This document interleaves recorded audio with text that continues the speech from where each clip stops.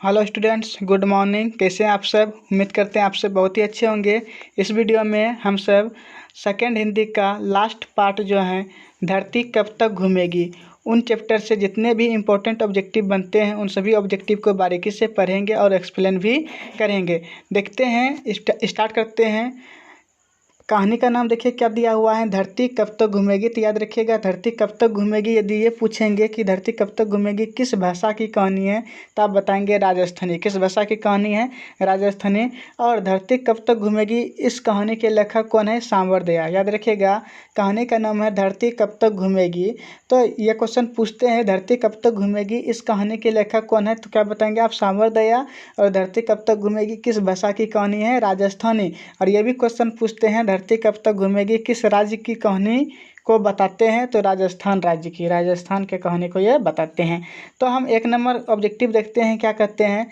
सीता को अपने ही घर में कैसा महसूस हो रहा था? सीता अपने ही घरों में क्या महसूस कर रही थी? घुटन महसूस कर रही थी। याद रखिएगा, सीता को अपने ही घरों में कैसा महसूस हो रहा था? घुटन महसूस हो रहा था। ये क्वेश्चन 2 नंबर में पूछते हैं, क्या है? धरती कब तक घूमेगी किस भाषा से अनुदित है? धरती कब तक घूमेगी किस भाषा से अनुदित है, अर्थात किस भाषा की कहानी है। यदि इस तरीके से पूछेंगे तो ही बताएंगे राजस्थानी, और किस भाषा से लिया गया है तो ही बताएंगे आप राजस्थानी। तो धरती कब तक घूमेगी किस भाषा से अनुदित है, तो इसका आंसर क्या हो जाएंगे? राजस्थानी। याद रखिएगा। नेक्स्ट क्वेश्चन क्या है, सीता के बेटे ने सीता को कितने रुपये माहवारी खर्च देने का निर्णय लिया था? तो सीता के बेटे ने सीता को 50-50 रुपये माहवारी खर्च देने का निर्णय लिया था। याद रखिएगा, सीता के बेटे ने सीता को 50 रुपये माहवारी खर्च देने का निर्णय लिया था, लेकिन सीता इस बात को सुनकर वह घर से क्या हो जाती हैं? भाग जाती हैं, अपने बेटे को छोड़कर कहीं और चल जाती हैं। हम नेक्स्ट क्वेश्चन देखते हैं, 4 नंबर क्या है। नेक्स्ट क्वेश्चन इस प्रकार से है, धरती कब तक घूमेगी कहानी किस लेखक द्वारा, धरती कब तक घूमेगी कहानी किस लेखक द्वारा अनुदित है? तो इसका आंसर हो जाएंगे सांवर दया। क्या हो जाएंगे? सांवर दया। याद रखिएगा, धरती कब तक घूमेगी कहानी किस लेखक द्वारा अनुदित है? सांवर दया। इसका मतलब क्या हुआ बताते हैं। धरती कब तक घूमेगी इसका लेखक पूछेंगे, धरती कब तक घूमेगी इस कहानी के लेखक कौन है? तो भी सांवर दया। और धरती कब तक घूमेगी इस कहानी के अनुवादक कौन है? तो भी बताएंगे आप क्या? सांवर दया। कहने का मतलब हुआ कि सांवर दया ने धरती कब तक घूमेगी कहानी को राजस्थानी भाषा में पहले लिखा, और राजस्थानी भाषा से भी हिंदी भाषा में भी, राजस्थानी भाषा से हिंदी भाषा में भी सांवर दया ने ही ट्रांसलेट किया था। याद रखिएगा। तो इस कहानी का अनुवादक, धरती कब तक घूमेगी इस कहानी का अनुवादक क्या हो गया? सांवर दया। तो हम आपको इस ऑब्जेक्टिव से अन्य सभी ऑब्जेक्टिव बताते हैं। हम आपको बहुत सारे अनुवादक बता चुके हैं। जैसे आपको क्या बताए थे, हम आपको बताएं कि दही वाली मगमा कहानी के अनुवादक कौन है? BR नारायण। याद रखिएगा। नेक्स्ट ऑब्जेक्टिव इससे क्या बनता है, धाते विश्वास कहानी के अनुवादक कौन है? राजेंद्र प्रसाद मिश्र। नेक्स्ट, माँ कहानी के अनुवादक कौन है? तो माँ कहानी का अनुवादक आपको बताए थे गोपाल दास नागर, गोपाल दास नागर। नेक्स्ट क्वेश्चन क्या, नेक्स्ट इससे क्या बनेंगे, नगर कहानी का अनुवादक कौन थे? KA Jamuna, KA Jamuna. याद रखिएगा, KA जमुना। और नेक्स्ट आज क्या आया, धरती कब तक घूमेगी इस कहानी का अनुवादक कौन है? तब इसका आंसर हो जाएंगे सांवर दया। अर्थात सांवर दया धरती कब तक घूमेगी कहानी का लेखक भी हैं और अनुवादक भी हैं। नेक्स्ट क्वेश्चन क्या है, सीता के बड़े पुत्र का नाम क्या था? सीता के बड़े बेटे का नाम क्या था? तो इसका आंसर हो जाएंगे कैलाश। सीता के 3 बच्चे हैं, 3 बेटे हैं। याद रखिएगा, कैलाश, नारायण और बिरजू। तीनों का नाम बता दिया आपको, कैलाश, उसके बाद नारायण और फिर आ जाएंगे बिरजू। याद रखिएगा। नेक्स्ट क्वेश्चन क्या है, धरती कब तक घूमेगी कहानी में किसकी प्रधानता की गई है? धरती कब तक घूमेगी कहानी में किसकी प्रधानता की गई है? नारी की। याद रखिएगा, धरती कब तक घूमेगी कहानी में किसकी प्रधानता की गई है? नारी की। याद रखिएगा। नेक्स्ट क्वेश्चन क्या है, सीता को कितने पुत्र थे? तो सीता को कितने पुत्र थे बताए थे? 3 पुत्र थे, कैलाश, नारायण, बिरजू। और सबसे बड़े कौन थे? कैलाश। और सबसे छोटे कौन थे? बिरजू। याद रखिएगा। नेक्स्ट क्वेश्चन क्या है, अर्ध विक्षिप्त सी अवस्था किसकी थी? अर्ध विक्षिप्त सी अवस्था किसकी थी? सीता की। याद रखिएगा, अर्ध विक्षिप्त सी अवस्था किसकी थी? सीता की थी। सीता के बड़े लड़के का नाम क्या था? अभी तुरंत आपको बताइए, कैलाश। सीता के बड़े लड़के का नाम क्या है?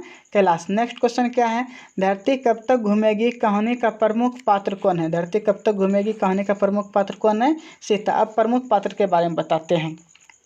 यदि आपको पूछेंगे इन ऑब्जेक्टिव में ही जितने भी ऑप्शन हैं देखते हैं।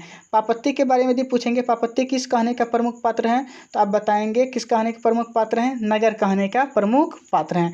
अब यदि पूछेंगे मगम्मो किस कहानी का प्रमुख पात्र हैं, तो मगम्मो दही वाली मगम्मा कहानी का प्रमुख पात्र हैं। यदि आपसे पूछेंगे लक्ष्मी किस कहानी का प्रमुख पात्र हैं, तो ढहते विश्वास। और सीता के बारे में पूछेंगे सीता किस कहानी के प्रमुख पात्र हैं, तब बताएंगे आप धरती कब तक घूमेगी। इस तरीके से आपका क्या हो जाएंगे, ऑब्जेक्टिव क्लियर होते जाएंगे। एक ऑब्जेक्टिव जैसे आता है और उससे संबंधित जो भी ऑब्जेक्टिव बनता है उन सभी ऑब्जेक्टिव को आप उसी समय याद करने का कोशिश कीजिए, तो ही आपको अधिक से अधिक ऑब्जेक्टिव याद रह पाएंगे।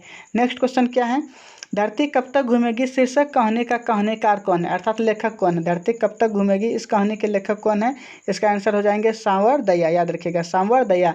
और सांवर दया किस भाषा के लेखक हैं, राजस्थानी भाषा के प्रमुख लेखक हैं। याद रखिएगा राजस्थानी भाषा के लेखक हैं। नेक्स्ट क्वेश्चन क्या है, नेक्स्ट क्वेश्चन इस प्रकार है, धरती कब तक घूमेगी किस भाषा की रचना है, अर्थात किस भाषा से लिया गया है। याद रखिएगा राजस्थानी भाषा।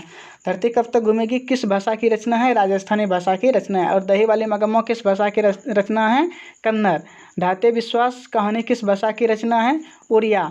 माँ कहानी किस भाषा की रचना है, गुजराती। नगर कहानी किस भाषा की रचना है, तमिल। और धरती कब तक घूमेगी किस भाषा की रचना है, तब बताएंगे आप राजस्थानी। तो इस तरीके से आपको पढ़ना है। नेक्स्ट क्वेश्चन क्या है, धरती कब तक घूमेगी कहाँ से ली गई है, कहाँ की कहानी, कहाँ की कहानी है। तो आपको शुरू में ही बताए थे राजस्थान की कहानी। धरती कब तक घूमेगी कहाँ की कहानी है, राजस्थान की कहानी है। नेक्स्ट क्वेश्चन क्या है, धरती कब तक घूमेगी कहानी के अनुवादक कौन है, तो अनुवादक और लेखक दोनों एक ही हैं, तो सांवर दया था। धरती कब तक घूमेगी इस कहानी के अनुवादक और लेखक कौन है, सांवर दया। इसमें ऑप्शन में एक भी नहीं है। देखिए पहला नंबर ऑप्शन है B.R. नारायण, दूसरा है K.A. जमुना, तीसरा है गोपाल दास नागर, चौथा है इनमें से कोई नहीं। तो इसका आंसर हो जाएंगे इनमें से कोई नहीं। धरती कब तक घूमेगी इस कहानी के अनुवादक कौन है, तो ऑप्शन के अनुसार से इनमें से कोई नहीं, लेकिन रियल में कौन है, तो आप बताएंगे सांवर दया, लेखक भी हैं और अनुवादक भी हैं। नेक्स्ट क्वेश्चन क्या है, धरती कब तक घूमेगी संकलित है, ये कहाँ से संकलित हैं, तो इसका आंसर हो जाएंगे क्या, समकालीन भारतीय साहित्य से। समकालीन भारतीय साहित्य से। याद रखिएगा धरती कब तक घूमेगी संकलित कहाँ से है, समकालीन भारतीय साहित्य से। नेक्स्ट क्वेश्चन क्या है, सीता घर छोड़कर क्यों चली गई, तो सीता घर छोड़कर क्यों चली गई। ए नंबर ऑप्शन देखिए क्या है, भोजन नहीं मिलने के कारण। बी नंबर ऑप्शन है 50-50 रुपये देने की बात सुनकर, तो इसका आंसर यही हो जाएंगे सही। 50-50 रुपये देने की बात सुनकर सीता अपने घर को छोड़कर चली जाती हैं। सीता के ही कारण तीनों बेटे में, सीता के 3 बेटे थे, कैलाश, नारायण और बिरजू। तो सीता के कारण, सीता की भोजन को लेकर तीनों बेटे आपस में प्रत्येक दिन लड़ते रहते थे। उसकी बहुएं भी आपस में झगड़ा करते रहती थी। याद रखना है इन सभी बातों को। अब और एक ऑब्जेक्टिव बताते हैं आपको, सीता को प्रत्येक दिन चाय कौन पिलाते थे, तो सीता के बड़े बेटे कैलाश। सीता को प्रत्येक दिन चाय कौन पिलाते थे, सीता के बड़े बेटे कैलाश। याद रखिएगा इन बातों को। तो इस वीडियो में आज के लिए इतना ही। यदि वीडियो आपको अच्छा लगा हो तो वीडियो को लाइक कर दीजिए, साथ ही चैनल को सब्सक्राइब कर बेल का बटन दबा दीजिए, ताकि आने वाले हर एक वीडियो का नोटिफिकेशन आपको मिलता रहे। और अपने दोस्तों के पास भी शेयर कीजिए, ताकि उसका भी भला हो जाए, वो भी ऑब्जेक्टिव का तैयारी पूरी अच्छी तरीके से कर सके। ठीक।